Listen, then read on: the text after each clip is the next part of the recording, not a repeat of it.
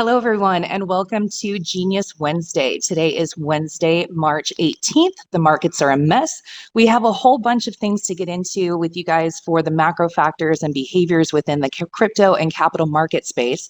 We're joined here by Team Genius. That is Steve Quan, Samson Williams, Dustin Minch, Karl Meier, sorry, Karl, Kearney, Sultan, Russ Wilcox, Jeremy Bourne, and Kristina Bruhahn. We will do intros so that you guys can recognize our voices. And today we're going to be talking about pandemic market regimes and the coronavirus updates and why it is so impactful to the markets and some of the behaviors that we're seeing. With that, I will turn it over to our head of market research, Mr. Stephen Quan. Thank you, Kristina. I'm Stephen Quan, and I've worked on Wall Street, LaSalle Street in investment management for 21 years now. And I can say I traded and managed money in the 99-2000 NASDAQ bubble and burst, the 2008 up then down, 2011 downgrading of the S&P, and I can wholeheartedly say this is something that I've never seen, and it's even wilder. I guess since we had just for the folks that may not know, Kristina and I and a few others usually have dry run a day before, so it's somewhat prepared. But I guess since we went over that, watching crude oil drop 22%, watching 10-year yields rise 21%, I wasn't going to show charts. I'm really not focused on Bitcoin right now. It's a minute part of our portfolio, but I want to show a few things that I think are highly important to everyone. And I try not to use definitives very often, but here you go. This is 10-year yields in crude oil. I'm just going to quickly show. Can everyone see this? It's just from CNBC. I could pull up my Reuters, but it'll take a few minutes. So mind you, this was 3 days ago. Remember, interest rates are going to zero? Well, they're not. The market is telling you otherwise. So there's a little bit of a conundrum here. This was 67 basis points on the 10-year. It's essentially doubled in 3 days, the yield. So what does that mean? Prices have moved significantly down in bond prices, hence yields going up. Now, let's also look at crude oil. Since our dry run yesterday, crude was 27 and change. It's now trading the 20 handle. So these are things, items, commodities, rates, impactful, assets that whether you have a loan, a car, a house, a mortgage, a margin account, whatever, it's affecting you in some way, shape, or form. Now, I've talked to numerous people this morning, basically haven't slept. And the problem is that most things are highly leveraged. Like there's more than 18 million Bitcoins. With all the leverage, there's probably closer to about 280 million Bitcoins of leverage. So you can imagine that I'll go and say, what's the main safe haven asset? Where do people go to get out of Bitcoin, even though in 2008, Bitcoin was supposedly created to get out of the dollar and get out? Where do people go? To the ruble? Not really. To the rupee? No. The yen? Maybe. But it's to the dollar. It's to Tether. So as these assets go down, it puts immense pressure on the US dollar. So by selling bonds, those are priced in dollars, you shift the whole magnitude of the financial system.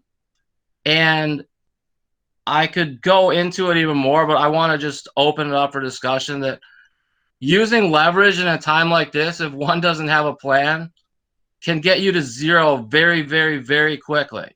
The 100 times BitMEX margin, I could wipe you out in about 2 seconds. And I'm not bragging, I'm not speaking highly or lowly of myself, but if I can, there's someone that's 100 times bigger, and there's 100 times bigger than that person. So I guess my keynote takeaway was, if one's not familiar with leverage and volatility, I would urge people to familiarize themselves with weighting their positions and looking at the implied volatilities. And on that note, I will stop my screen share and open it up to Kristina, because like I said, the dynamics have changed so much since just 24 hours ago that I am in awe. I've truly never seen anything like this. Like, if you're a Bitcoin trader, I could wholeheartedly say we might see a price of 2,000 and 10,000 this same week. You could see a crude oil price of $15 and $50. Like, whatever one thinks, expect the unexpected. And I'm not saying down or up. I'm not making a bullish nor bearish call. But when I look at platinum and it's 600 and I call bullion dealers and I can't buy any, that's telling you there's a misuse of leverage. Like, I'm willing to pay $700 for physical platinum. The most I can get is about 110 ounces. Talk to people that you can take delivery from the COMEX. Those are about to get halted. So those physically settled futures, if they don't want to settle it, they're not going to settle it. And I guess one of the main drivers in crude oil, I know this is kind of a ramble, Kristina, I just wanted to get these things out, is that a cash settled crude future that's driving the price should show kind of how leverage and financialized commodities and products can wreak a ton of havoc. But anyways, that's it for me. And again, I'm Stephen Quan. Thank you, Steve. All right, so I'm going to just frame this really quick and then turn it over to the roundtable. The things that we discussed yesterday that are pertinent are basically the drastic impact and the long-lasting impact of this coronavirus. It's baffling to think buy a roll of toilet paper for $1,000. People are being sent home to work and they're being told to file for unemployment. The restaurant industry is crashing. Anything around disposable income is crashing. People are already living paycheck to paycheck. And, when you start getting this kind of pressure, you get delinquent rents and this ripple effect. Hospitals are being closed down. Chicago said no more Uber and Lyft. This is huge. I mean, and this is just happening in our backyard and, affecting the people that are close to us. I have multiple family members that have been told that they have to go file for unemployment. So I just want to turn it over to everyone for market analysis, but Oz and Samson, I know especially, have some deep insight on some of the bigger factors. So I'll turn it over here to Team Genius to jump in and comment about how folks can protect themselves and just really what we should be prepared for. Yeah, I can jump in first and just say, we've had several different market calls, some here on Genius Wednesday, some on Blockchain Versus, just talking about how people can protect themselves. Just like Steve said, we don't have a crystal ball in terms of understanding exactly where things are going. We just try to utilize data and probabilities to anticipate where things are going. So, with that said, we've made these calls internally for quite a while now. And over the last 6 months, we've been pretty accurate in the sense that the writing is on the wall. I think there's only so much that the government can do to be able to save companies. Obviously, there's some injection of capital that's going to happen. It's a necessity at this point. But like I always say, you can't save everybody, right? So, what are they going to save? They're going to make sure that the travel industry stays intact to an extent, is committed to, putting in some money to save the airlines. The cruise industry is another unknown if that will ever survive over the long term, given the fact that after all of this going down a year from now, we've moved on to people really want to go. And I think somebody on this call mentioned this in a Petri dish. That's going to be a really hard pill for somebody to swallow unless they're really trying to get a significant travel deal. So in our opinion, I think, it's safe to say that it's going to be very tough for this market to rebound. I think it will have a short rebound. But I think that'll be short-lived. You look at 1929, and I think I posted this before on Twitter as well as some of the other social media outlets. and you saw something very eerily similar to the market that we're in today in the S&P. And we got to a point where it went down tremendously, and then all of a sudden you saw a 50% pump, and then after that it went down to historic lows. So we could either be in a regime similar to this, where history is repeating itself and or rhyming, or somewhat different. The U.S. government might be able to come in, be able to help the economy in some capacity, and people's confidence levels rise enough to where the market rallies, and hopefully it's sustainable over the long term to where we don't see a bottom as low as I think it might go. I just have a propensity to think that the economy at this moment is in a very bad position. To your point, Kristina, people are, I talk to people every single day where they're getting their jobs cut. They don't know what they're going to do. They're trying to figure out ways to work and recoup some of the capital that they lost. So it's a scary time, and it'll be interesting to hear some of the other geniuses on this call with their thoughts and perspective on the market. Well, there's two things I want to talk about. One is we're looking at times like right after 1929, and we're looking at times roughly after World War II. President Trump activated the Defense Authorization Act a little earlier today. So what they're going to do is they're going to start mobilizing and moving American businesses that can manufacture anything related to the abatement of coronavirus and the support of really solving coronavirus over the course of the next couple of months into like a high tilt. Secretary Mnuchin has notated with President Trump that under the current proposal that's coming out, we're looking at Americans receiving 2 checks a month, so potentially somewhere between $1,000 and $3,000 a month. And so what we're moving into is a full Keynesian supply side move of basically printing money from an economic policy perspective. The challenge that I think we're going to run into, both near term and long term, is some of the stuff that Jeremy has spoken to. What are we going to do with the average American? What are we going to have for the millions of Americans that are part of the gig economy or partially employed? I mean, I'm just going to give you 2 things that don't have anything to do with technology that tie directly to that. We've got Broadway, and we've got the theater business in New York, and you've got Hollywood in California. And these are both industries that employ hundreds of thousands of people, at least in some fractional capacity. All of that is gone, and all of that is not coming back for a period of time. So I think what we really need to look at the economy in is, and Kristina knocks me for always using a layer cake metaphor, but I think it's a layer cake, it's bands. So the most at-risk Americans are going to be those that are either hourly workers, wage workers, or let's call them fractional workers, right? And these are people that are working anywhere from Broadway to Hollywood to shift working to working at the mall. All of these jobs all of a sudden are just suspended. The next tier that we're going to run into is unions. Okay, so for example, yesterday Volkswagen and Mercedes-Benz shut down production. As of this morning, General Motors, Fiat, and Chrysler have shut down production. Okay, so now we're talking the next layer of Americans, those that have some piece of a union or something that might be paying out.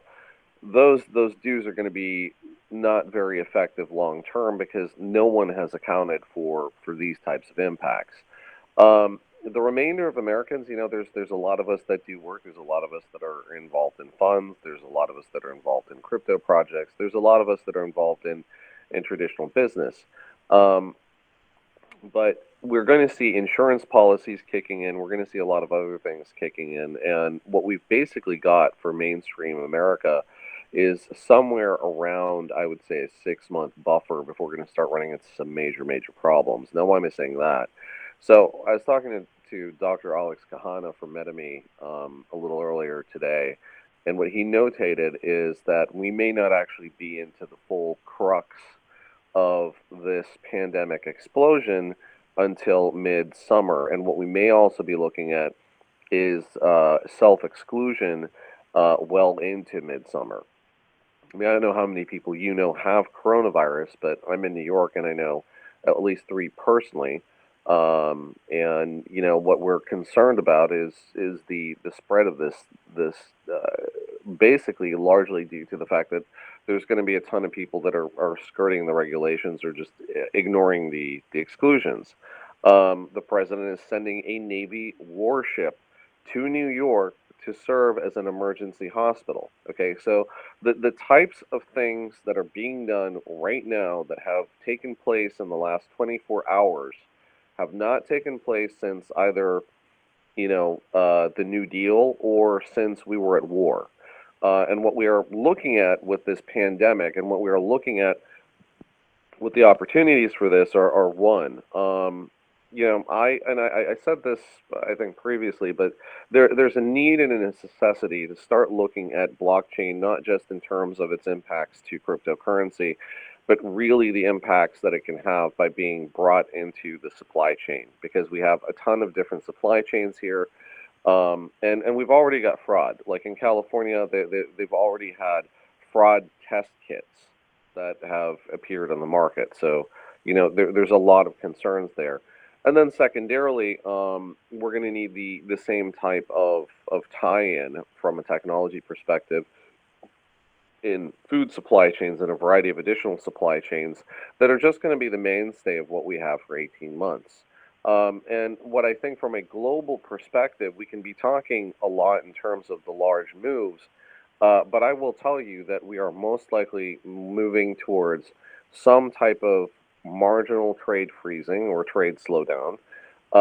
We are looking at countries freezing the need to actually pay for, like, for example, Italy, France, no mortgages, no rent, right? A variety of other things. So what are the cascading impacts that that's going to have to central banks? What are the cascading impacts that that's going to have to the European Central Bank? And in the United States, you know, we have the opportunities to do the same things as well. But are we going to do those? Are we not going to do those? And how much is policy going to shift? You know, there's a lot of things that a lot of people talk about, specific policies for specific sides of the aisle. I don't think that really applies anymore. I think what we're looking at is how do we keep our country solvent and operational, and other countries are going to be looking to the same thing. So interestingly enough, what the crypto market does perform and where it does go, and when there is an opportunity for it to roughly decouple from the movements of the traditional market, I think you're going to see a lot more opportunity. But you know, to some of the things that are also said on this call, I don't think oil is going to fluctuate $30, $40 in a week, but we're going to be looking at long-term reduction in terms of what people are willing to pay for that commodity. This also opens the doors for, you know, things around a green science, a green deal, different things that other people had been looking at to be brought into a policy perspective. And interestingly enough, I think it's the type of time that all politicians are listening to these types of things. Yeah, I mean, I think to jump on that, you highlight, this is Russ Wilcox, CTO of CoinGenius, by the way, some major similarities that we're seeing between, you know, the flu pandemic of the early 1900s versus, you know, what happened in the 20s versus what happened in, you know, getting out of the Great Depression, which was essentially World War II, added factors that, at least for me, indicate that we are in a mess in the long run, is that we have all of these indicative types of similarity events of, you know, pandemic, markets failing, all of this type of stuff. But back in the 20s, you weren't worried about a third of your workforce being out of employment options because their jobs are no longer needed, right? So hashtag Gang 2020, you know, would love this, but we are not prepared for automation. Small businesses are not even trying to figure out what data can do. I've been pushing, if you follow my personal Twitter, offering free AI and data science services to small businesses, and they just kind of laugh because they don't even know what it is. They don't understand that data should be driving their decisions. They don't understand that they can, why would they use a Wix site, for example? Why would they use something else than a Wix site for their online ordering when you don't even get to see your data? So you're having a fundamental drop of economic prosperity, for one, but you're having local businesses not in Main Street businesses not be able to not only afford, but not even to comprehend the need of data, let alone blockchain, let alone all of these cryptocurrencies and important technological feats. So we're seeing a bifurcation again between a caste system within the economy, not social classes, but economic classes, those who can afford big data platforms, who can afford blockchain, and those who do not have a clue. On top of that, in addition, you have, your millennial generation who, I don't know, I've gone from having probably around a $17,000 a month salary, freelancing data science type things, down to nothing right now. My student loans are mortgage payments at this point in time. So we have a populace that's great for those who are going to be getting these checks for stimulus, but am I going to let my student loans go to default, or am I going to let me not be able to pay my rent? So I think there are systematic factors that we have not even accounted for in the duration of this economic model that we've seen in the past with World War II. Awesome. Hey, this is Samson Williams. I'm going to jump in here because I'm going to give you a anthropological perspective, and I also asked to join the line Dr. Tiffany Gray, because I've been taking her on calls with me so she can correct me if I say any wrong health information, because I'm only a doctor on Reddit. So first, we're at a crisis of confidence and a crisis of credibility, first and foremost, from our leadership, because you have the corona epidemic. Epidemics happen. But it evolved into the pandemic because it went global. And now we're at the corona crisis, because the crisis is the failure of leadership to communicate accurate and timely information and actually act. And now we're heading to the corona catastrophe, where it's, hey, after we went from this doesn't exist, it's fake news, letting go of people on the National Defense Council for global pandemic surveillance. Now we get to deal with the catastrophe. And in retrospect, this will be really funny in probably like 5 or 6 years, when all of this could have been avoided over like $30 million of annual funding. And so what that really speaks to is our sense of American exceptionalism, particularly with some of the health information out there. Dr. Gray does not agree with me when I say this, but Americans have an unrealistic expectation that we should all live forever. And so when we're looking at the people who are actually becoming ill, who are sick, who are more inclined to getting sick and having ill effects, right now we're so focused on flattening the curve, we're not looking at what happened in China. How many people actually died? How many people got ill, came into contact, and recovered? And so we're not looking at the, hey, 90 to 98% of people who come into contact with, they're otherwise fine. It's that last 2 to 5% who have some pre-existing condition that aren't going to be okay. And that's really, here in the States, more a commentary to our healthcare system as it exists today. So the things that are on my radar that we're looking at, June, hurricane season is going to show up. I got on a plane 2 days ago and came down from DC to Florida. So we're aware that hurricane season is going to happen come June. What is the predictions for hurricanes? I have no idea, but if you want to put people in shelters, if you want to tell them to evacuate, it's going to be really trying. This is going to be very trying times because they won't have any money. They'll be high stress, a lot of uncertainty. And then on the other side, hurricane season is predominantly an East Coast thing in the Gulf of Mexico. On the other side of the country, in California, we're about to kick back off fire season. Granted, in California right now, you guys are getting record levels of rainfall. But when fire season kicks back off, how does that further stress the infrastructure and people's ability to respond and be resilient in the face of just constantly being bombarded by negative information and stress. We're also looking at the effects of allergy season on people's perception of, do I have coronavirus? Do I have the flu? Or do I just have some allergies? Our biggest takeaway from this is that based upon the people who are at the highest risk category, the elderly, those with pre-existing conditions, smokers in particular, because this is a respiratory disease, we're looking at what effect will this have on the November 2020 elections.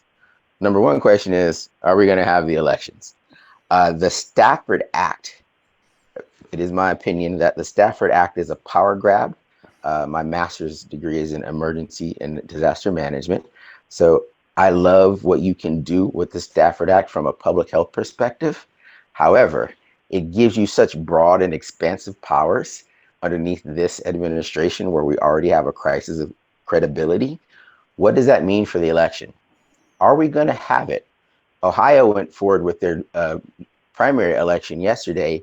I'm sorry, Ohio canceled their primary election yesterday, even though the governor did, even though the court said you can't do it.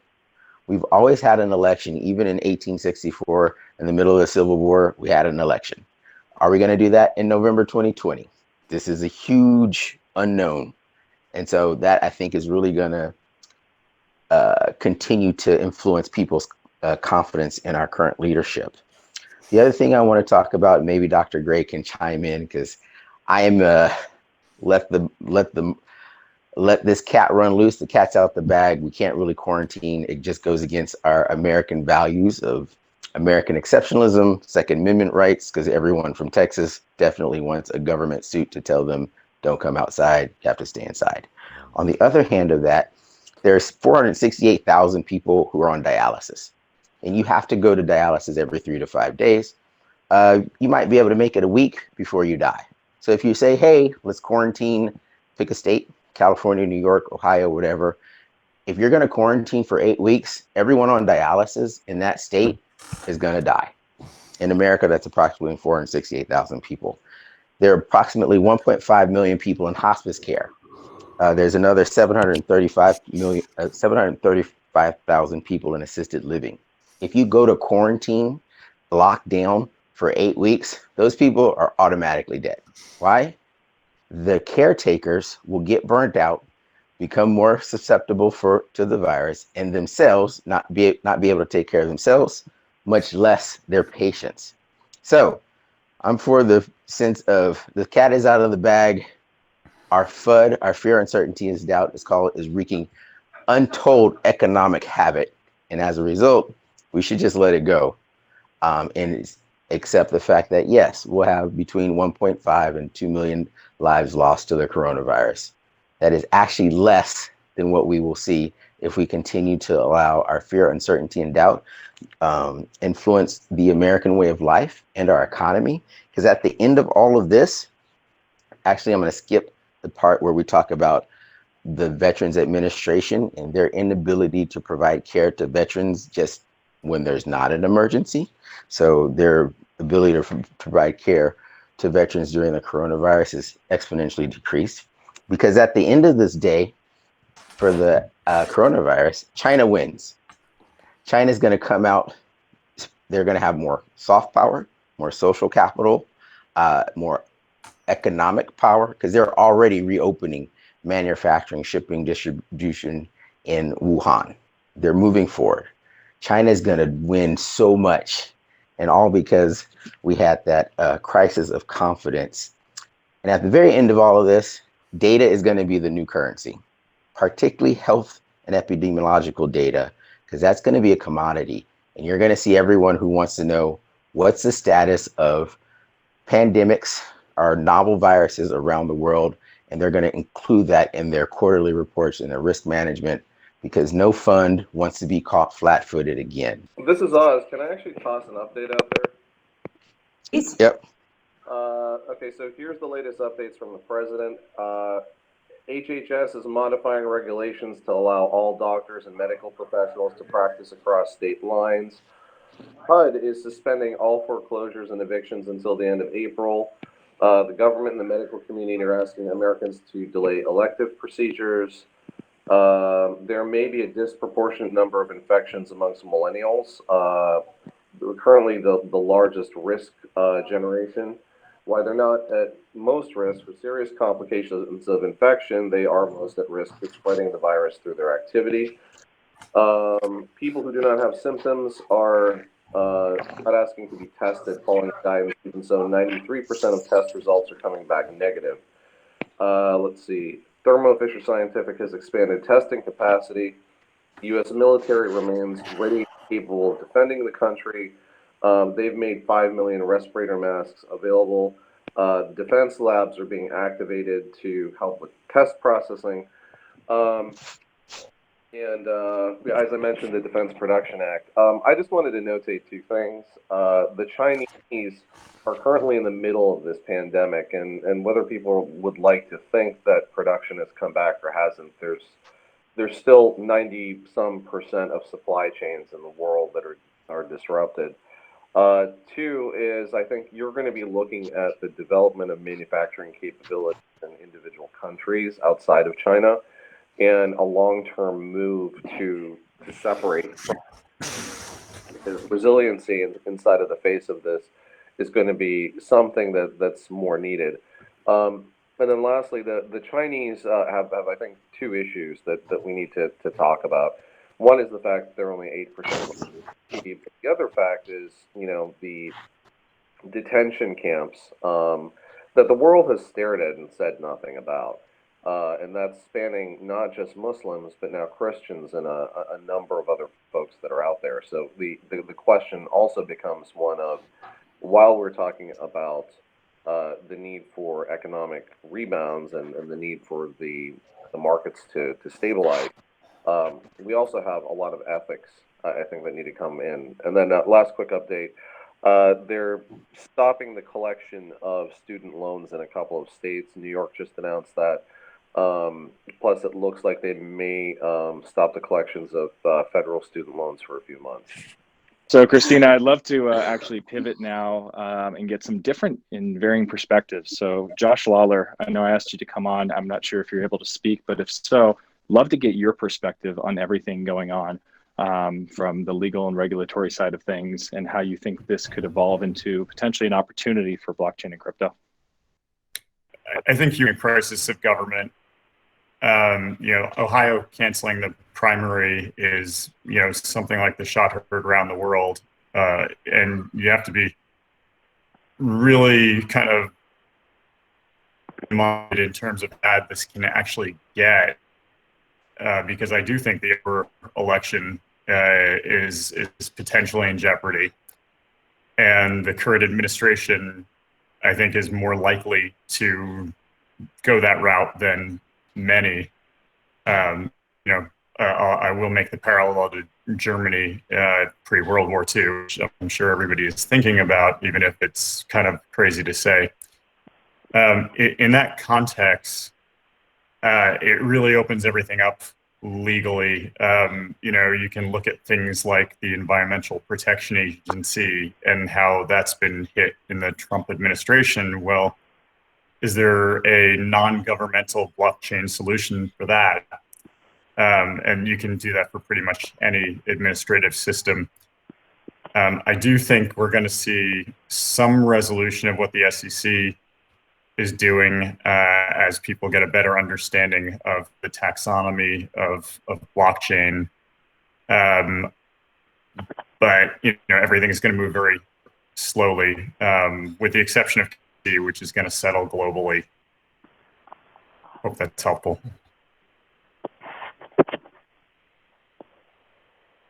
Absolutely. Thank you, Josh. Sure. I would like to add, when it comes to, this is Samson. I would like to add that when it comes to blockchain, what we see use and application, there's going to want to be information exchanges that aren't classified. So the White House classified the public health information that would otherwise be public. And so you have coronavirusapi.com. There's 3,128 county public there's 3,128 counties, and each of them has a county health department, and each of those departments collects coronavirus statistics and data. And so they're cobbling it together. They have a way of scraping this information up so that they can, from a decentralized perspective, share this information in near real time with anyone who wants to have access to it. And I think that as blockchain, the business application, and the open source experiments for public health evolve, you have even more opportunities like the coronavirusapi.com. SOCAT, I forget, this is Dr. Jim Liu from Johns Hopkins. He runs SOCAT AI. He's a finance guy, but he's mapping where the drive-through testing centers are. Right now, it's not a blockchain-based solution, but I had a side conversation with him. He's more of an AI guy. But as they bring up this beta website, so people can find where their drive-through testing centers are being stood up, you'll see more and more people in this next iteration, particularly as we begin to recover. And by the way, we should say that we are going to recover from this. We'll just have a cultural transformation. As we recover, the public will say, we need more trusted sources of information. We want to have that transparency that blockchain brings. And that's where you'll see where the business community, coupled with the entrepreneur community, they're going to get together and they're going to roll out very large open source projects that will, I think, will set the standard pretty much into the next decade. So I'm excited about the use case and the usability of blockchain in business, particularly in public health and epidemiology. Great. So real quick comment. One thing that I will warn people of, and I've run into this a few different times, and people just warning that there are trackers out there for coronavirus, and there are applications and more, as we know, especially in times of fear and anxiety. That's when a lot of the hackers come out and they try to take advantage. So just be wary of the sites and look at the sites and the trustworthiness of those sites. There's plenty of maps out there, including applications that are literally taking people's information, people hacking and providing ransom. So just be really careful and just be diligent as you're looking at these maps as you're tracking coronavirus. The one other thing I wanted to kind of mention, which is we also have somebody, thank you so much for joining, Nick Saponaro. He's the CIO of the Divi project. Many of you, I'm sure, are familiar. So Nick, I'd love to give you the floor just for a second and just share some of your thoughts and some of the things that you're seeing as it relates to the market. Yeah, I mean, what I'll say is not going to be super different from what you've heard so far on the call. I'm pretty much aligned with everyone here. Frankly, I think that the virus has been a catalyst for something that's been a long time coming. I hope that everyone has padded their cash positions to set up for the opportunities that are coming in all markets. I think that, and I said this in the Discord, I think that markets are pretty oversold in the short term, but I don't think it's over long term. There are some minor opportunities, I think, but at the moment I'm pretty much cashed out, waiting. It's pretty eye-opening, actually. I think Samson, some of the stuff that you said about the state of healthcare in this country is something that I didn't even consider as part of my analysis of the market. I don't even know how to take that, to be honest. I think that is going to have an unprecedented effect on the markets. But again, this has been a long time coming, and you see that they've now finally said that they're going to start doing quantitative easing again, which they've been doing, right? They've already been printing money and pumping it into the markets artificially, but they weren't calling it QE yet. Now they are. I saw, 500 billion going into the repo markets overnight and things like that. These moves are acts of desperation, in my opinion. So hold on for dear life, because I don't know. It's hard to know where we're going from here, but I don't see very much upside right now. I don't know that we're ready for a reversal. I did see someone calling for that in one of the chats I was in. I think that we might see a short-term bounce, but it's definitely going to be short-lived, dead cat, if you will, and we're going to see a lot more downside before we reverse. Yeah, I mean, like I said, not a ton of new information coming from my end. I think you guys pretty much have the scope of things already, but I can, I concur, basically. Hey, so Nick, real quick question as it relates to Divvy while we have you on the phone. Sure. As we see this this new evolution of what we think the economy and people will react like post COVID-19 and the way in which we this might change the way in which we do business and or trust in institutions globally. How is Divvy approaching this, and where do you see the opportunity for Divvy as a business to thrive in this new type of economy? The beauty of what we've built is that we took a hybrid approach to how we're building our ecosystem. So we have the ability to offer banking services, and our IBAN system just went online today. So we actually issued the first actual international bank account number through our partner fintech company, Redivvy. The fact that we have this challenger bank set up already and it's ready to go live, later in the mid-year, I think that we're really well positioned to take advantage of some of the failures that will come from the traditional banking system, and a lot of the lack of confidence in the traditional banking system. I think people are going to be looking for alternatives, places where their money is actually stored and not on some BS reserve system. I'm sure you guys saw the reserve requirements go down to 0 the other night, which is atrocious and completely absurd. But so I think people are going to be looking for, especially crypto companies that are doing that have decentralized non-custodial options for storing their crypto as well as their fiat. I think we're really well positioned. Our access to capital is another benefit of ours. So like even with Bitcoin down right now, we're not missing payroll, we're not laying people off, we're continuing to expand and grow. So I think I feel really fortunate that we're in that position, but I know others are not.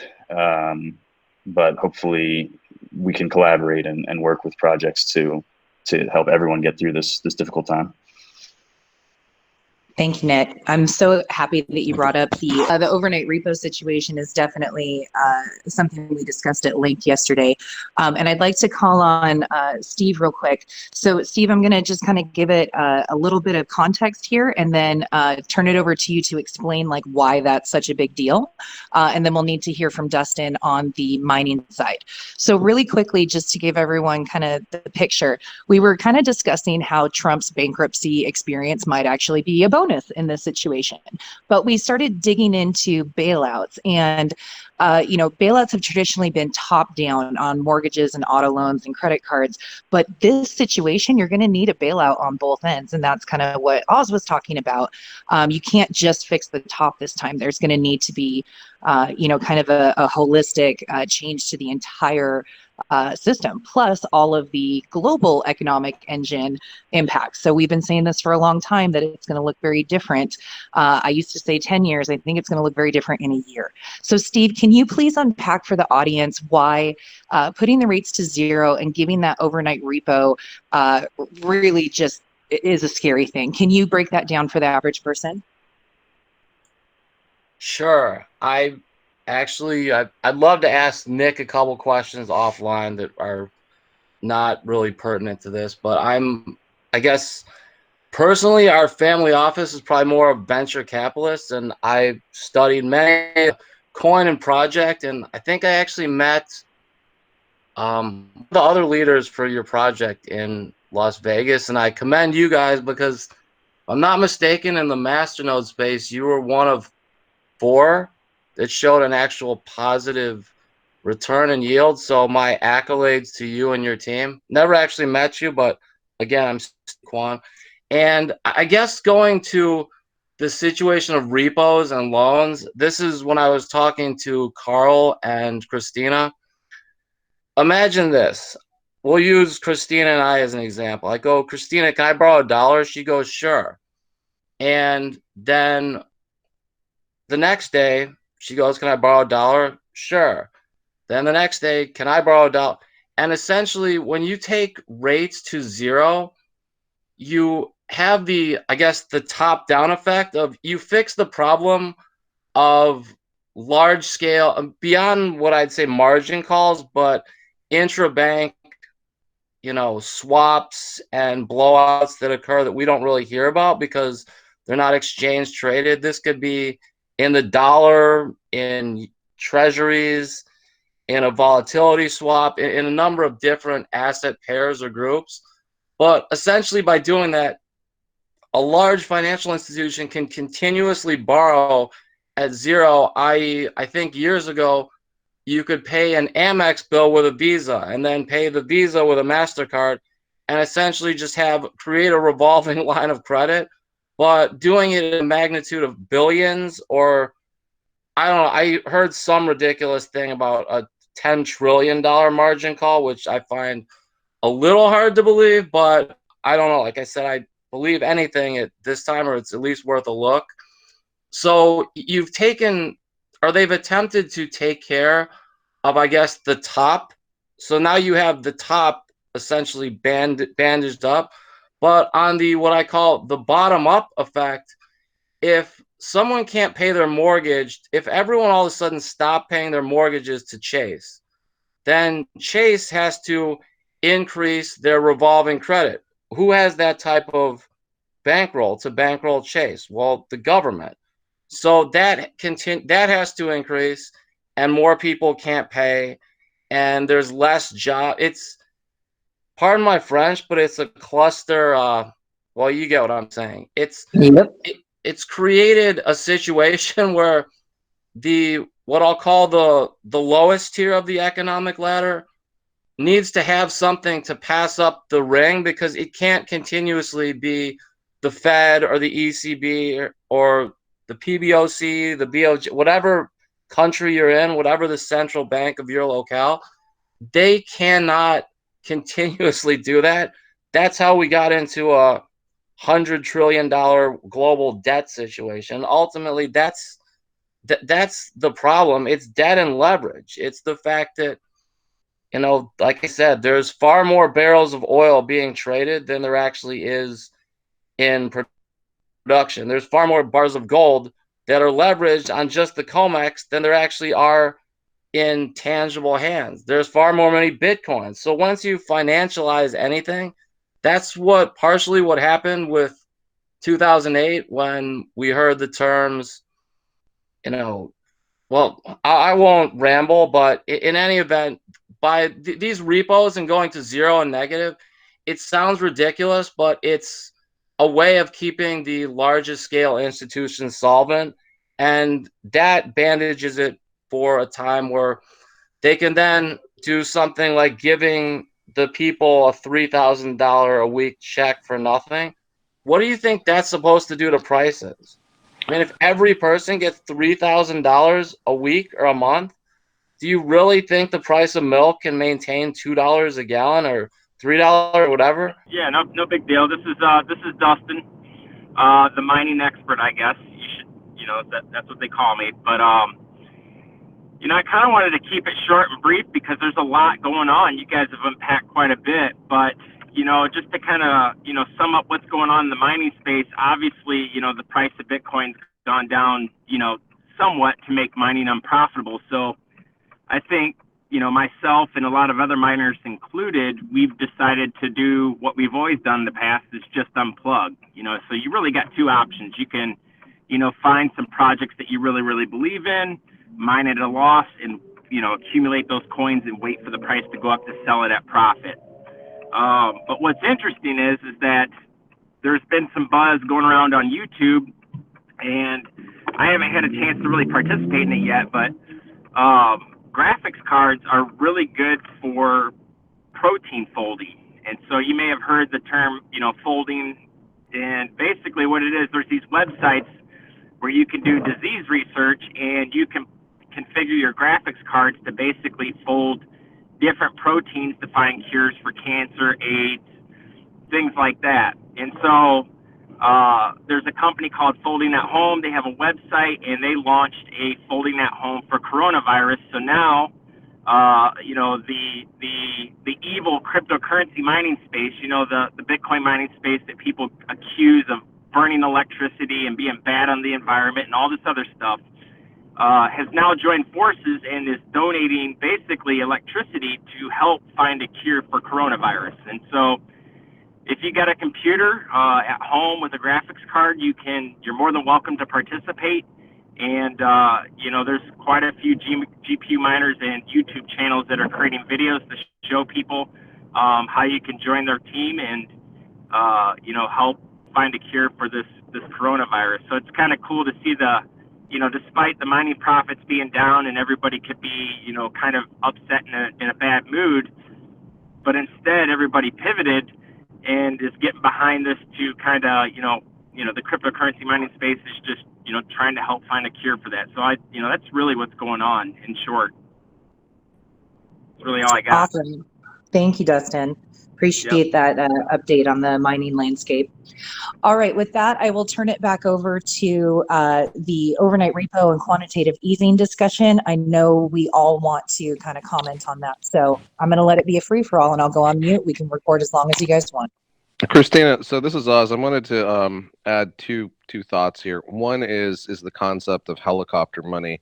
And I haven't heard that used in the news since President Bush, W, was in office. And so this is 2 days ago on CNBC before we heard about President Trump's initiative with Secretary Mnuchin to actually cut checks to Americans.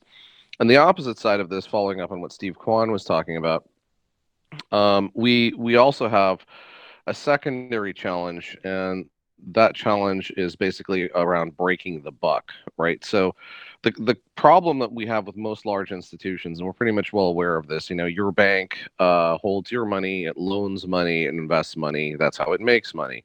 But the problem that we're running into is that right now breaking the buck could potentially happen if the value of dollars deposited in a money market fund went below a buck, right? So if they dropped to like 99 cents, 98 cents. And so what you'd have is catastrophic shocks to the financial system. So what's interesting is I think we may be going into almost wartime economics. We've already got the, Defense Authorization Act in place to go and basically tell American companies, hey, you have the capacity to make X-ray machines and ICU beds. Guess what you're making for the next 12 months? You're making X-ray machines and ICU beds. But I think there's going to be some interesting conversations that are had with the big banks, very much like what we had after 2008, where Obama pulled in basically every major American bank to push a bailout. And the question really becomes, what is put in place to stabilize some of these long-term and larger scale investments that no one's really looking at? Because it's not, in Europe, it's sovereign wealth funds and state funds, but here what we have is everything from, some sort of state extra if it exists. And I'll tell you, New York doesn't have one because we need 130,000 ICU beds and they can't afford them right now, to pension funds, to a variety of other money market funds that currently exist. But in the face of, looming deflation, which is really being kept at bay by moving us into negative interest rates from the Fed perspective and even international perspective, it's something we're going to have to kind of keep almost a weekly tab on. And what we may also see is a suspension of the rules as we know it, largely because this pandemic's not going to end anytime soon. Yeah, I'll just make one comment. I'm sure other people want to speak as well. So one of the things that I've seen in my network, and somebody commented, which is, could be slightly worrisome, maybe, it is to some, maybe it is not to others, which is going into a bank and realizing that if we go into a potential depression or anything gets worse than it is today, as we know, and I think people have commented on this podcast before or this conference call before, talking about cash is king in those types of environments. He went to the bank and he tried to withdraw $100,000 in cash from his bank account. They asked what was the reason. He said it's for personal reasons, and they did not give it to him. They said it would take about, I think they said a couple weeks to be able to give him that much cash at one given time. So I guess the question for the greater audience is this really a concern that we should be thinking about? Is this something from like a protection standpoint and a risk mitigation standpoint that we should be thinking about and starting to, take some cash out just in case. What are everyone's thoughts? Because that is something that's, potentially worrisome in the sense that, do you really have fundamentally ownership of your assets when you deposit in the bank? Because what I'm seeing in, I think, 2009, 2010, there was something that came out that clearly states something to the effect of, once it goes into your bank, the ownership of that money transfers. So anybody want to comment or give any thoughts that are a little bit more intelligent on the subject than myself? Jeremy, this is Steve. I'd like to make a comment. It's somewhat related to that, but I guess since this is a crypto-based talk, and I know many of my charts and comments have probably been slightly bearish, and people wondered at the highs, why is he bearish? And now it's kind of like, hey, I'm taking a dip at platinum or crude, and wow, did crude flatten me today? I'll be honest. I mean, when I'm right, I talk about it. When I'm wrong, wow, was I wrong on crude? And yes, it was more than a shot to the liver. But in I guess the fearful times of people leaving their house, not wanting to hold things or touch things or all this, I can see that Kristina, Manuel, Jeremy, Oz, Nick, Justin, all of us are obviously familiar with cryptocurrency. So let's say I can't access an ATM. I can't go to the bank. They won't give me cash. The employer won't EBT my funds to me. So all of a sudden, I can't access cash to pay each of you the $10 I owe you. And you don't want my gold because you think that it might have a germ on it. But I have some, of this coin, that coin, that coin. And you're like, yeah, I'll take that as payment. That could, and what coin it is, it doesn't matter. It's whatever you believe has some value, whether it's Bitcoin, Divi coin, Dogecoin, Litecoin, Ethereum, whatever value you deem on it. You don't have to see me. You don't have to shake my hand anymore. It's just that simple transfer. And that might be one of the, I guess, major use cases for more than just Bitcoin, for whatever coin or project, token, blockchain one wants to accept. Like, I talked to some, I don't want to say local government officials, but some ones you might have even seen on TV about the Link program in Illinois, which is essentially what food stamps used to be. And that was just in talking and passing. That is something where they're like, wow, you actually could be right on this. We should talk more when we have a little bit more time about this. But that's something where it's paid to people that need assistance with purchasing food and other necessities once a month or twice a month. And on a blockchain, I believe it's fairly easy to almost set up a virtual payroll and say, okay, I'm going to pay person A, B, C, stamp coin or whatever they want to call it. It doesn't need to be a coin. It has no, I guess, intrinsic value. It's not traded on exchange. It's just accepted by that grocery or something. And those, I guess talking to someone that's relatively, I don't know, in the news in the Illinois political circles. And I'm actually saying, wow, that's an interesting thought.